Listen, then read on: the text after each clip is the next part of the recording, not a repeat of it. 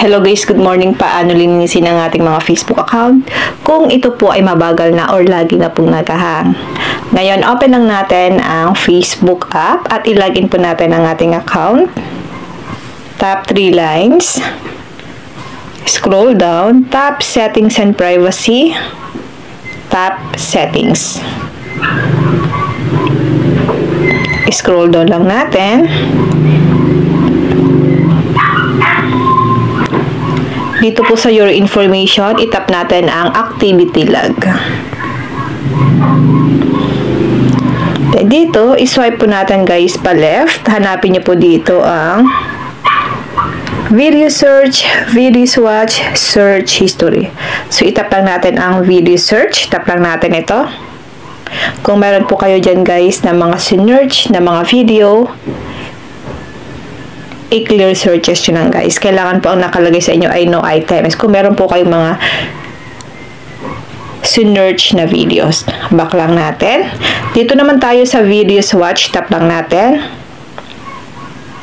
Lalabas naman dito lahat ng mga napanood nating mga videos sa ating Facebook. Meron po siyang date kung kailan nyo po siya guys pinanood. Ayan. Ngayon, ang gagawin natin para ma-delete yan, itap lang natin ang Clear Video Watch History. Are you sure? Only you can see your video watch history. Tap lang natin ang Clear. Ayan. We have started clearing your video watch history. If your video watch, yan guys, kapag marami yan, medyo matagal po yung paglilinis. Ngayon, i-refresh lang natin. Kailangan guys, ganyan, no items. You are still processing your changes. It may take some time to change, move or remove all the previous items you selected. Okay? Kailangan guys, meron na siyang no items. Back lang natin. Dito naman tayo sa search history. Tap lang natin. Kung meron po kayong mga sinearch dyan, i-clear history nyo lang po. Dapat po ganito po ang lumabas sa inyong mga Facebook account, no items. Ito po kasi guys ang dahilan kung bakit mabagal na yung performance ng inyong mga Facebook account. Kung noon po na nag-Facebook kayo at hindi kayo naglilinis ng inyong mga Facebook account, yun po yung nagiging sanhi kung bakit po lag at mabagal po ang performance ng inyong mga Facebook account. Okay? Back lang natin ito.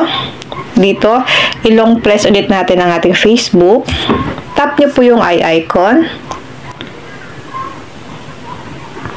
Tap storage usage. I-clear cache nyo guys. Tap lang natin to. Kailangan guys mag-zero B siya. Yan guys. Kailangan po mag-zero B siya. Back lang natin.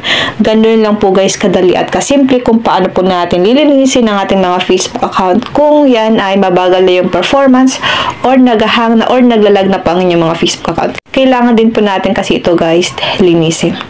Yan lang guys ang po natutunan kayo sa aking video. Huwag nyo na po kalimutan na i-follow ako at i-share ang ating video para malaman din po ng iba kung paano po lilinisin ang ating mga Facebook account kung yan ay naglalag na at loading na lang siya ng loading.